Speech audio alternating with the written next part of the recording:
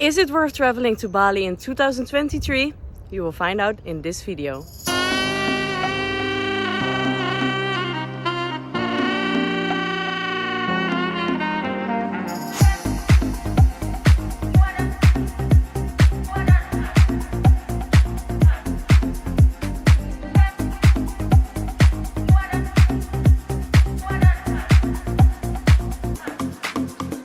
Good morning and welcome to a new video. In this video I will give you my honest review about traveling to Bali in 2023.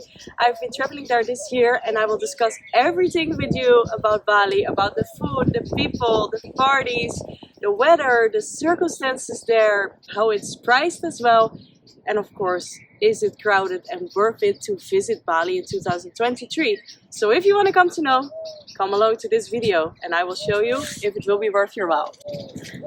Okay, so let's start with this video and let's start with the first thing you will come along to when you visit Bali, the immigration at the airport. To be honest, it was not really what I expected, not really what I was hoping for, and it was, to be honest, such a shit show when I arrived. We first had to stand in line for half an hour to show your certificate for COVID, vaccination, PCR, whatever. It might be that the rules have changed by now, but at that time it still was required. So that took us 30 minutes. Then we had to stand in line another 40 minutes to get our visa on arrival. You have to purchase it at the airport terminal itself. So after that was purchased, we had to stand in line another 1.5 hours to get through immigration. So it took forever. It took such a long time and it was such a slow process. I think there was only like 4 desks open. And they were like in such a slow process. Also, there arrived like 2 A380s, or was it A380s or 747? I don't know, but the big planes arrived at the same time. So they had such a difficulty processing all the passengers, getting through immigration. So it took such a long time.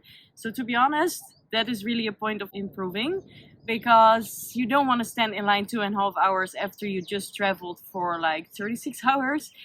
And after that, I started traveling to Canggu. My driver was already waiting for a long time because it took so long, so he almost departed as well. But it's just, I guess, also bad luck, I could say, because my friends arrived a few hours later and they only took 1 hour to get to the airport and 1.5 hours to travel to Canggu. And for me, it was 2.5 hours at the airport and another 2 hours to travel to Canggu. Second point, let's start talking about the weather. We came before the raining season because we want to avoid from that. It was like 1 month before the raining season because of course we wanted to have sun, we want to have amazing weather. But to be honest, so much crazy thunderstorms, rain, everything at the same time when we were in Bali. It was like we came there for sun and all we got was thunder and rainstorms, and it was so humid all the time. My face was like blowing up all the time and I was feeling so bad. My fingers and my face were even hurting of the humidity and blowing up all the time, that I sticked in the AC for a few days, and after 30 minutes it would go down, but it would not be so comfortable for me to walk outside, as I would directly be like a puffer fish, you know. So for the weather, that was not something I really liked. And most of the things you want to do is outside, travel on scooters, have breakfast, want to surf, want to lay at the beach, at the pool, see all the beautiful places. We still try to visit some, but as you can see, most of it fell into the water as it was raining. It was so bad weather. So for that, I wouldn't recommend people to go to Bali, especially because if you want to be secure of the weather, then you might be more safe to travel to Dubai, for example. We were before the monsoon and still we ended up in the middle of it.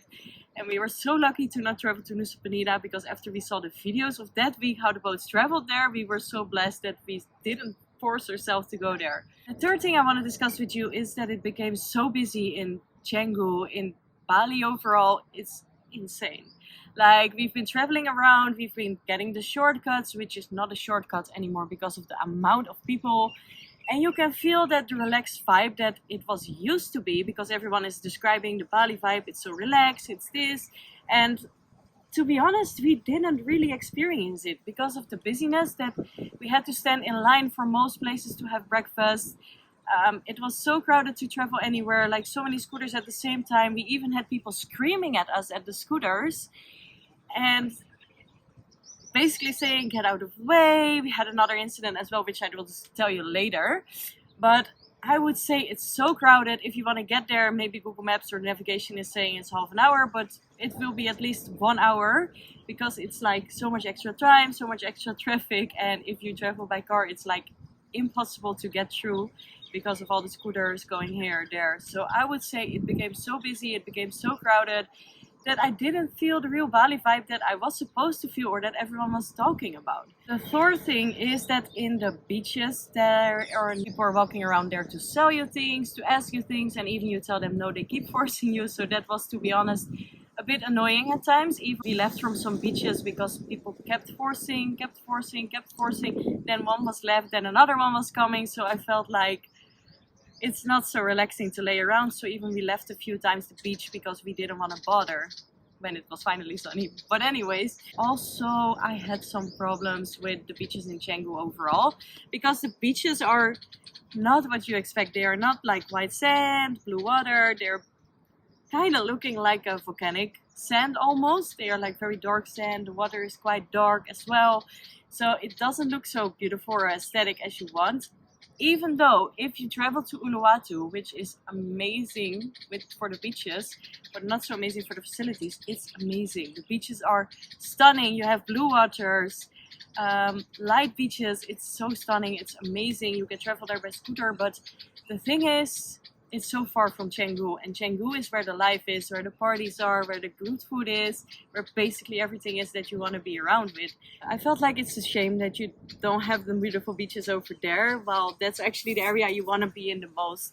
Now another thing, the safety. We didn't feel safe at all times. They are saying that Bali is safe as long as you don't force it, but still we felt like it's not the safest place to be at all. Even we had some bottles of water stolen from our bikes, like small things. If you leave it, it will just be gone. As well as for the beaches, you don't feel so comfortable to leave your bags at the beach, especially with all these people walking around, with all these people trying to sell things, with the beggars. You don't feel so secure, especially if you're going alone to the beach, which I did a few times because my friends left more early. So I didn't feel so safe and secure as I wanted to, and I wish that would be better. The next thing is the smells. Oh my god, Bali is so freaking smelly. I had such a hard time with it because they are doing a lot of offerings during the day, so they make this small, I will show you in the video now, this small pieces of offers which they are doing daily. They put some incense sticks, they put some other stuff. So basically the whole island is smelling a lot like very strong odor of incense sticks, which is fine at first, but after you've been there for 2.5 weeks or like 2 weeks, my stomach started turning around when I smelled the incense sticks in combination with all the smells of the exhaust, of all the scooters, of all the cars. It's like, especially when it's raining, a thick and dark smoke is sticking over the whole place of Bali. So it's starting to get such a heavy smell and it's starting to turn my stomach upside down. But I guess it's also what you're used to. If you're living in Bali, you might be used to it. I was not used to it personally. And in combination with all the bad weather, the humidity, it felt like you couldn't breathe, or at least that felt for me like that. The next thing is my suitcase didn't arrive, so I had no clothes at all except for the sweatpants I traveled in, which was of course too warm to wear there. Didn't have any bikinis, I didn't have anything, and trying to find some stores where I can buy some clothes. But to be honest, it's a touristic place and an island, so if you're looking to buy socks, underwear, bras, maybe some simple t-shirts, maybe some shorts, it's not the easiest place to walk around and find some stores. I had so many days, so many hours wasted on visiting on stores and trying to find something to wear, which was also such a shame. And of course you have these cute boutiques, but they're also kind of expensive. And so I bought some dresses there, which is so nice. But if you are looking for the daily necessities, it's not so easy to find. Even we went to Kuta, to the shopping mall over there. We went to some local markets, but it turned out not to be so easy. So if your suitcase gets lost and you are stuck in Bali for 2.5 weeks without anything, you're basically screwed if you don't have friends along, because it's not easy to find clothes. And this brings me also to the next point. I didn't have any clothes to wear, so luckily after a while I got a bikini, which I bought, which was the only thing in combination with a t-shirt and a pants which I had. And we were driving around in the scooter from the beach and I only had one dry outfit, so I didn't want to wear that. So I was traveling basically in like how do you call this, like a sari with my bikini, and my bikini was basically on top like a top, but it was a longer bikini. And a girl started screaming next to us on the scooter that we are crazy and why you're doing this and get dressed right now, stop your scooter. And I was so confused at that point. I was like, first of all, why are you screaming at me? Second of all, I am still wearing like a top, which most people are wearing nowadays, like a bikini or a top. So I wasn't fully naked, and she was like screaming. She didn't know the situation, that I basically didn't have anything else to wear. And you're judging me like that and screaming at me like that and saying you have to stop your scooter right now like you're the president. I was like so shocked, and I felt like that was totally not the experience or the vibe I was expecting from people in Bali. I was expecting that, of course, I can understand if someone is like really naked, that you say, can you please dress up? This is like a temple or a holy place or whatever. But we were traveling on the scooter basically 5 minutes from the beach to our house or the place we were staying, and they were like so crazy on us, and I was like so confused, and I didn't say anything at the time because I was not in the mood to shout back. She didn't know the situation, but I was not expecting this from the vibe at Bali at all. Now let's talk about the good things about traveling to Bali and what there is to like about the island, because of course it's not all bad things. There's also some nice things about the island. First of all, there is so much to do when the weather is good. And let's start with the beaches in Uluwatu. The beaches in Uluwatu are amazing. They are gorgeous. They are with the white sand, with the nice sky, with the amazing blue water. They are so mesmerizing. They are so relaxing as well. And the waves are so nice to lay around in and to play with. They are insane. And not even to start about the food in Bali. The food is so good. The food is so amazing. You have so much choice. You can basically order anything you can think about, and the food is around $7 per dish. I would say you can get acai bowls, you can get pancakes, you can get French toast, you can get avocado toast, omelettes. So much good food, and the warungs are so good as well. You can get their banana pancakes, you can get their Indo food, you can get nasi, you can get so many choices, and all the food is so good. I've been there for 2.5 weeks and I was not yet fed up with the food, which is so different if you compare it to Thailand, where I got food poisoning all the time. I couldn't eat anything anymore. I was so sick all the time, and that's also influencing your experience also heavily if you're not feeling well with the food. But in Bali, the food is so good. Prices are good as well. It's not so cheap as I was expecting, more cheaper Bali options, but the food is so good. But make sure you have your reservations or you come in time, because you can expect to stand in line for the most influenced places such as the Great Cafe. Then another thing which is super nice is the Finns Beach Club. Oh my god, I absolutely love it. And I basically love the Canggu area as well, because you have everything within reach. You have stores, you have shops, you have places to eat, you have places to have breakfast, you have the beach where you can surf, although the beach is not so pretty, but it's so nice. You have Luigi's where you can party, and you have the Finns Beach Club, which is honestly best of the best. It's such a high class place to travel, to party. You have good DJs, you have people swimming in the pool at the same time, you have happy hour almost every day, and basically the venue is incredible, but you can see that already in the shots, I guess. And Old Man's is also fun, but that is more fun if you're traveling with a group or going to party with a group. Another really amazing thing is the massages. They are so affordable and so good all over Bali. You can get Thai massages, deep tissue massages. You can basically order anything you want. You have so many salons as well to get your nails done, your feet done, basically everything. And you pay around $7 or 7 euros per massage, which is amazing. And the quality is so good. They really give you that deep tissue massage, or they break your back when you're giving your Thai massage, which is amazing. Then the last thing that I really liked is the prices of the scooters. The scooters are so affordable. You're paying also about €7 or $7 per day per scooter, which is so cheap. Even you can drive it with 2 people, which brings the cost down even more. And it's the most easy way to travel around Bali, especially with the traffic, with the busyness, with the crowds. It's so easy to travel around, and I would really recommend you to get one. And especially for this price, you're not even bothering. You're just taking it for 2.5 weeks, because then you get more discount as well, and you don't even bother if you don't drive it for 1 day. It gives you so much comfort, and it's such an amazing thing to have. It's basically the best way to get around Bali.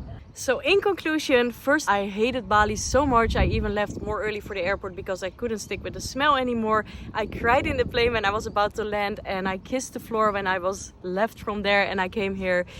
But after a while I started realizing maybe my experience was not really that reliable after all, because first of all, we came there, my suitcase didn't arrive, I didn't have any clothes to wear, I couldn't find any clothes to wear. There was heavily rainstorms, thunder all weeks long, so we didn't get to experience the full Bali you want. We traveled for so many hours in traffic because also the weather, the places were not so beautiful, and also the couple I was with ended up breaking up in the middle of the holidays. So maybe there was a dark cloud over my holidays after all, and I first said I will never ever go back to Bali. It was the worst place to be. But now, a few weeks later, I am starting to realize maybe it was just a dark cloud and Bali is not that worst after all. First I said never in a million, but now I'm saying maybe ever I would go back if I can be traveling with a group of friends. So well guys, that's it for this week's video. I hope you got a lot wiser about what to do about traveling to Bali in 2023. I will be filming a lot of upcoming videos in the next coming weeks because I will be traveling in Europe, I will be visiting Raquel, I will be going to places with Claire as well, and of course the summer is here, so a lot of exciting adventures. So don't forget to like, subscribe, to follow me for all the rest of the adventures that's gonna happen this summer. And believe me, you don't want to miss it. See you guys soon!